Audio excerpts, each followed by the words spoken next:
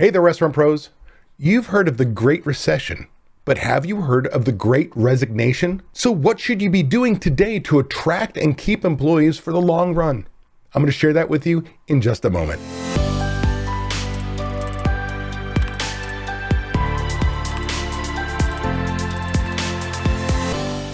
I'm David Scott Peters, restaurant expert, coach, and creator of the Restaurant Prosperity Formula, and I've been coaching restaurant owners since 2003.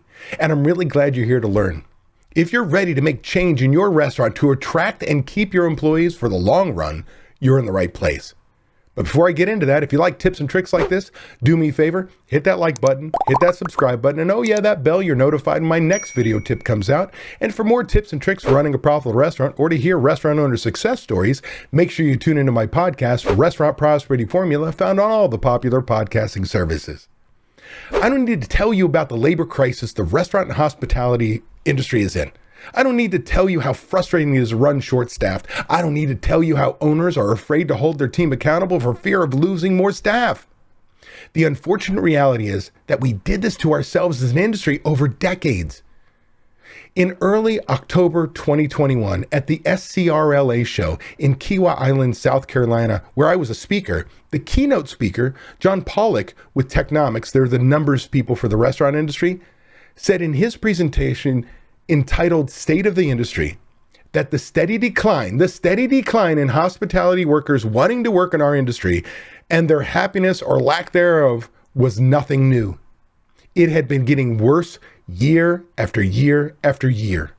COVID didn't create it, nor did it make it that much worse, but it did continue that downward spiral we were already in. Then only about a week later, restaurantbusinessonline.com wrote an article entitled Restaurant Workers Are Quitting at Historically High Rates. They showed that nearly 7% of the nation's restaurant and hotel workers quit their jobs in August of 2021. They went on to say that no other industry came close to that level of voluntary departures. What is a restaurant owner supposed to do? Well, I'm going to give you a short list of what you should be considering as a part of your long-term plan. We're going to break it into two sections. The first section, we're going to talk about attracting. And in this section, I'm going to give you three things that you should put on your short list right now. Number one, think about higher wages.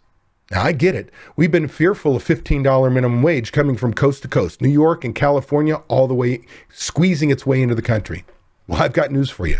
This labor crisis has $15 minimum wage off the table, meaning it's no longer a debate.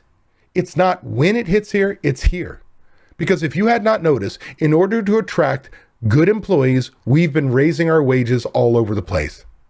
Now, in the beginning of the pandemic, and the shortage, we had people knee-jerk reaction and jumping up their pay rates just because they wanted somebody quickly. And I said to my members, put brakes on, understand that as soon as you put that rate up there, you've got to pay for it forever. But I did say that if your marketplace starts to go, then you've got to go with your marketplace. So not that knee jerk that somebody went from $10 an hour to $25. But if all of a sudden, you were, say, a $15 minimum wage area, and now you have to be at $18, $20 in order to get cooks in the door, well, that's something you've got to start to think about if that's what all the competition is starting to pay. The difference is because you're a restaurant pro, you're going to look at your budget and understand how to calculate that if your wages are going to go up, your customer counts are going to stay the same, that you cannot make it all up with price increases. That we're going to have to redo our menus, engineer them to bring our food costs down in order to pay for it. So budgets are critical. Before you pull the trigger on higher wages, how are you going to pay for it? And I will tell you, you can, but you've got to put a proactive plan in place that requires a budget. Number two, to attract your people, new employees, to keep people with you, if you will, as well, flexibility in scheduling.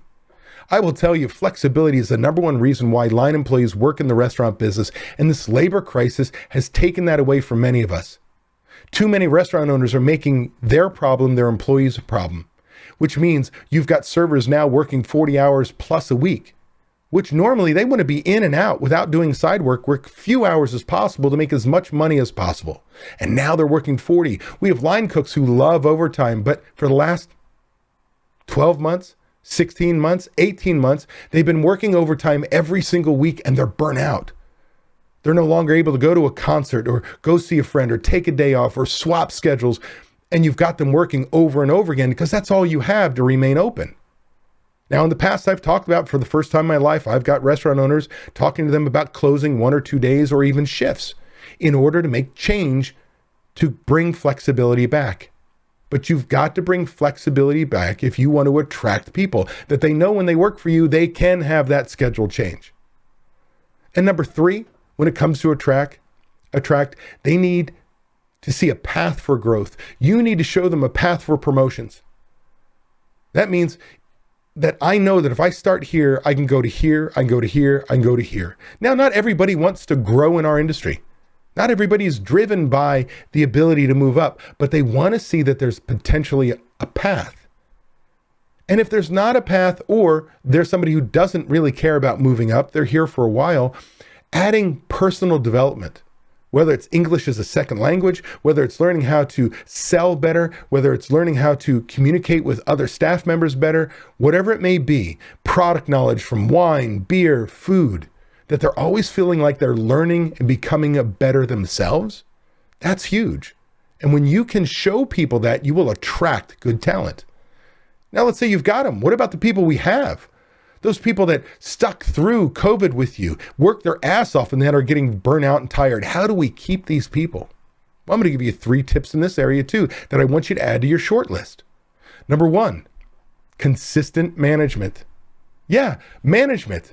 See, there needs to be a manager on every shift to help support your team members, to make sure that the same rules that are written for everybody, everyone's held accountable to the same rules. See, employees love rules. What they hate is the inconsistency in management enforcing those rules. By having a plainclothes manager every shift, if you're full service, or a manager on every shift, because in quick service, you often have to work a line roll during the rushes. When you have a leader on every shift, everybody feels comfortable. Everybody's held to the same standard. We execute better. That consistency in management, that consistency in how you run a shift, keeps people there longer, that there is no favoritism. In keeping your employees, the second thing I want you to think about is making sure they feel appreciated. Now, there's a whole thing about the buzzword of having your employees feel appreciated. It doesn't mean they have to feel loved. It means they have to feel appreciated, that they mean something to the business, that they contribute to the business, that they're important to the business and all management and ownership. Now, I'm going to cut this one short, and I'm going to suggest to you that you go out and you buy a book. This is a book that I've read that is phenomenal. And if you want to talk about helping your managers make sure your employees feel appreciated to keep them, you want to read the book entitled The 5 Languages of Appreciation in the Workplace by Gary Chapman and Paul White. Make sure you go get a copy today. And last but not least, the third piece of keeping your people is you need to create a positive work environment. What that ultimately means is becoming an employer of choice.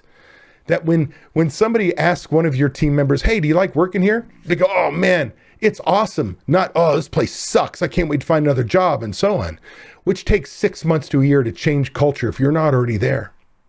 So becoming an employer of choice is your highest priority when it comes to keeping your employees. Now, to do this, to learn more about keeping your employees, to make sure that becoming an employer of choice is something you can do, make sure you watch or listen to episode 23 of my podcast, Restaurant Prosperity Formula.